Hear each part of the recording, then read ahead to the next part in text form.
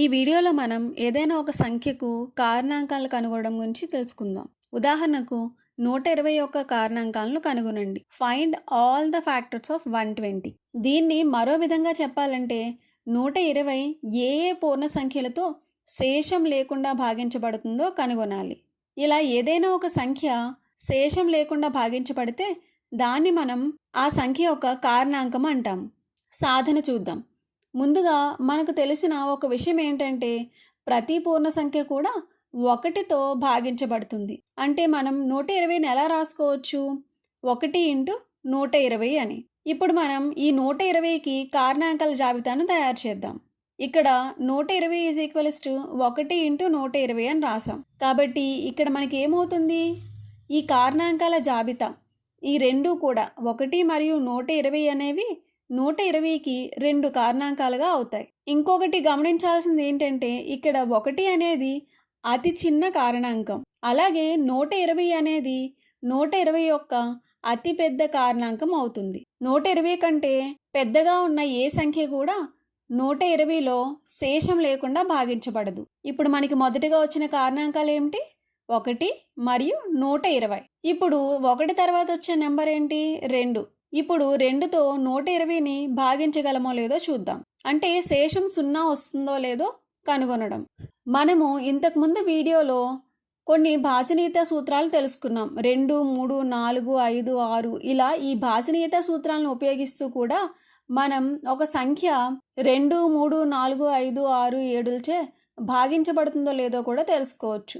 ఇప్పుడు 2 యొక్క భాజనీయత సూత్రం ప్రకారం చూసినట్లయితే 120లో మనకి 1ల స్థానంలో ఏముంది? 0 ఉంది. ఏదైనా ఒక సంఖ్య యొక్క 1ల స్థానంలో 0, 2, 4, 6 లేదా 8 ఉంటే ఆ సంఖ్య సరి సంఖ్య అవుతుంది మరియు అది 2తో భాగించబడుతుంది. కాబట్టి మనం ఏం చేయొచ్చు? ఇప్పుడు 2తో భాగించి చూద్దాం. 2తో భాగిస్తే ఏమవుతుంది? 2 ఇంటూ 6 అంటే ఎంత? 12. 12 మైనస్ 12 ఎంత? 0. 0 కాబట్టి ఏమవుతుంది? 0 చేస్తే 60. 0 మైనస్ 0 అంటే 0. కాబట్టి మనం 120ని ఎలా రాసుకోవచ్చు? 2 ఇంటూ 60. ఇప్పుడు మనకి మరొక కారణాంకాల జాబితా ఏమొచ్చింది? 2 ఇంటూ 60 అంటే 2 కారణాంకాలు ఏంటి? 2 మరియు 60. ఇప్పుడు తర్వాత సంఖ్య 3తో భాగించగలమో లేదో చూద్దాం. దీనికోసం మనం 3 యొక్క భాజనీయత సూత్రాన్ని ఒకసారి గుర్తుకు తెచ్చుకుందాం. 3 యొక్క భాజనీయత సూత్రం ఏంటి? ఒక సంఖ్యలోని అంకెల మొత్తం అనేది 3తో భాగించబడాలి. ఇక్కడ 120లోని అంకెల మొత్తం ఎంత? 1 ప్లస్ 2 ప్లస్ 0 అంటే ఏమవుతుంది?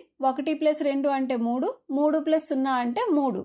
ఇక్కడ 3 అనేది 3తో భాగించబడుతుంది. కాబట్టి ఈ 120 సంఖ్య అనేది 3చే భాగించబడుతుంది. ఇప్పుడు అది ఏ సంఖ్యతో భాగించబడుతుందో చూద్దాం. దానికోసం మనం ఏం చేయాలి? 3ని 120తో భాగిద్దాం. మొదటగా చూస్తే 3 ఇంటూ 4 ఎంత? 12. మైనస్ చేస్తే ఏమవుతుంది? 0 అలాగే 0 తీసుకుంటే ఏమవుతుంది? 3 ఇంటూ 40. 3 ఇంటూ 40 చేస్తే ఏమొచ్చింది మనకి? 120 వచ్చింది. ఇక్కడ వచ్చిన కారణాంకాల జాబితా ఏంటి? 3, 40. తర్వాత సంఖ్య 4తో భాగించగలమో లేదో చూద్దాం. 4తో భాగించడానికి భాజనీయత సూత్రం ఏమిటి? చివరి 2 అంకెలు మాత్రమే మనం తీసుకోవాలి. ఆ చివరి 2 అంకెలు 4తో భాగించబడితే ఆ మొత్తం సంఖ్య అనేది 4తో భాగించబడుతుంది. ఇక్కడ 120లో చివరి 2 అంకెలు ఏమున్నాయి? 20. 20 అనేది 4తో భాగించబడుతుందా? అవును. 4 ఇంటూ 5 ఈజ్ ఈక్వల్స్ టు ఏమవుతుంది? 20. కాబట్టి మనం ఏం చెప్పచ్చు? ఈ 120 అనే సంఖ్య 4తో కూడా నిశ్శేషంగా భాగించబడుతుంది. దీన్ని మీరు మరో విధంగా చూసినట్లయితే ఇక్కడ ముందు వచ్చిన కారణాంకాల జాబితా ఏమిటి? 120 ఈజ్ ఈక్వల్స్ టు 3 ఇంటూ 40. మనకి గుణకారం అనేది నంబర్లు అటు ఇటు మారినా సరే ఒకే విధంగా వస్తుంది. కాబట్టి ఇక్కడ 3 ఇంటూ 40 అయినా 4 ఇంటూ 30 అయినా మనకి సమాధానం 120గానే ఉంటుంది. ఇది ఎలా అంటే 12 ఈజ్ ఈక్వల్స్ టు 3 ఇంటూ 4 అలాగే 12 ఈజ్ ఈక్వల్స్ టు 4 ఇంటూ 3. దీంతో మనం పోల్చుకున్నట్లయితే ఇక్కడ ఏమవుతుంది? 4 into 30. 120 is equals to 4 into 30. కాబట్టి ఇక్కడ వచ్చిన కారణాంకాల జాబితా ఏంటి? 4 మరియు 30. ఇప్పుడు తర్వాత అంకె 5ని తీసుకొని 120 అనేది 5తో భాగించగలమో లేదో చూద్దాం. 5 యొక్క భాజనీయత సూత్రం ఏమిటి?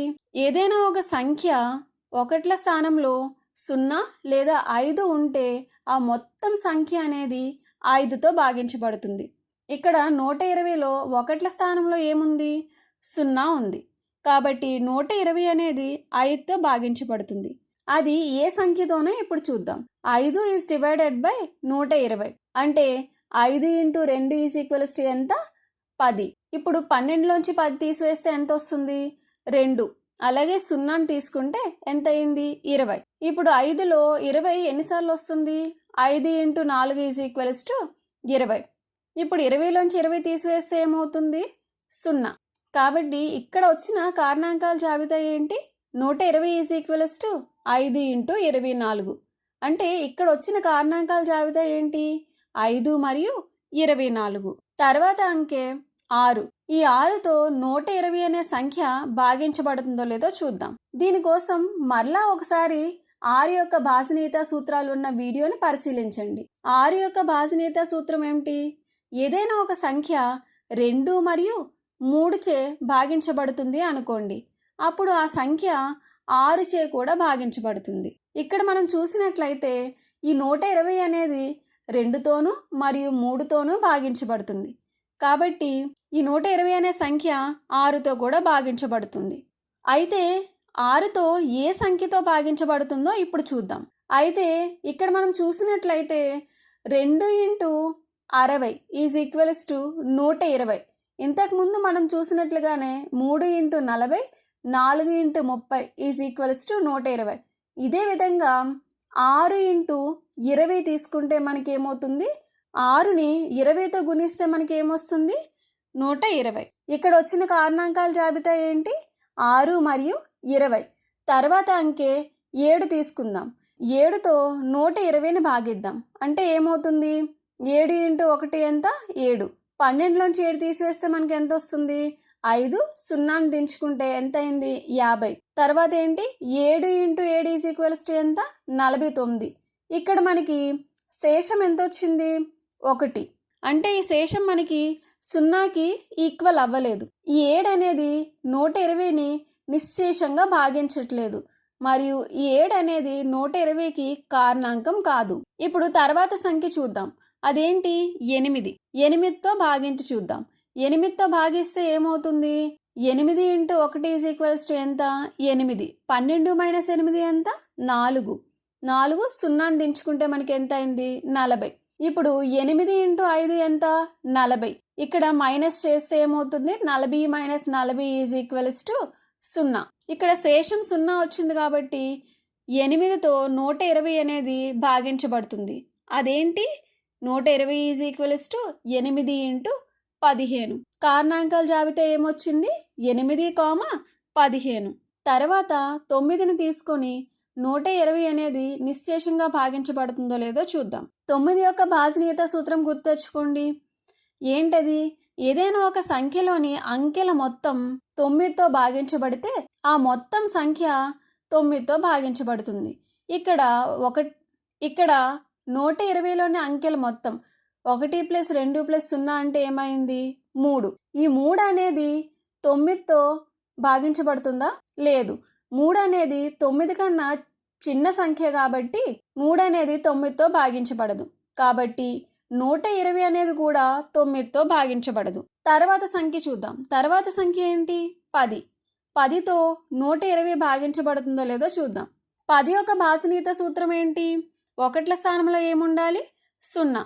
ఇక్కడ 120కి ఒకట్ల స్థానంలో 0 ఉంది కాబట్టి ఏమవుతుంది? ఇది ఖచ్చితంగా 10తో భాగించబడుతుంది. 10వ ఎక్కం చూసినట్లయితే 10లో 10 ఇంటూ 12 ఈజ్ ఈక్వల్స్ టు 120 అవుతుంది. వచ్చిన కారణాంకాల జాబితా ఏంటి? 10 మరియు 12. ఇప్పుడు తర్వాత సంఖ్య 11. 11తో 120 భాగించబడుతుందో లేదో చూద్దాం. దీనికోసం 120 ఈజ్ డివైడెడ్ బై 11 తీసుకుంటే 11 ఇంటూ 1 ఈజ్ ఈక్వల్స్ టు ఎంత? 11. ఇక్కడ మనం తీసివేస్తే ఏమవుతుంది? 12 మైనస్ 11 అంటే 1. 0ని దించుకుంటే ఎంత వచ్చింది? 10. దీన్ని మనం ఎలా రాసుకోవచ్చు? 11 ఇంటూ 0 అంటే ఎంత? 0. మరలా మనకి శేషం ఏమొచ్చింది? 10. కాబట్టి ఇక్కడ శేషం అనేది 0కి ఈక్వల్ అవ్వలేదు. అందువల్ల ఈ 11 అనేది 120కి కారణాంకం కాదు. ఈ విధంగా మనం 120 యొక్క కారణాంకాల జాబితాను కనుగొన్నాం. చివరిగా వచ్చిన కారణాంకాలు ఏమిటి? 1, 2, 3, 4, 6, 8, 10, 12, 15, 20, 24, 30, 40, 60 మరియు 120. మనం ఏం నేర్చుకున్నాం? ఏదైనా ఇచ్చిన సంఖ్యకు కారణాంకాలను కనుగొనడం. మొదటగా కారణాంకం అంటే ఏమిటి? ఏదైనా ఒక సంఖ్యను శేషం లేకుండా భాగించే అన్ని పూర్ణ సంఖ్యలను ఆ సంఖ్య యొక్క కారణాంకాలు అంటారు. మనము ఉదాహరణగా 120 యొక్క కారణాంకాల జాబితాని తీసుకున్నాం. 120 యొక్క కారణాంకాలు 1, 2, 3, 4 ఈ విధంగా వచ్చాయి. అలాగే 1 మరియు ఆ సంఖ్యను ఎల్లప్పుడూ మనం కారణాంకాలుగా తీసుకోవాలి. అలాగే ఏదైతే సంఖ్య ఉందో ఆ సంఖ్య కంటే పెద్ద సంఖ్యలు ఎప్పుడూ కూడా భాగించలేవు. అంటే 120 కన్నా పెద్ద సంఖ్య అనేది 120కి కారణాంకం కాదు. ఇంకా మనం ఏం చూసాము? భాగించడాన్ని వేగవంతం చేయడానికి కొన్ని భాజనీయత సూత్రాలు ఉపయోగిస్తూ ఒక్కొక్క సంఖ్య ద్వారా భాగించగలమా లేదా అని పరీక్షించాం. ఉదాహరణకు 2, 3, 4 అలా మిగిలిన సంఖ్యలతో పరీక్షించుకుంటూ వచ్చాం.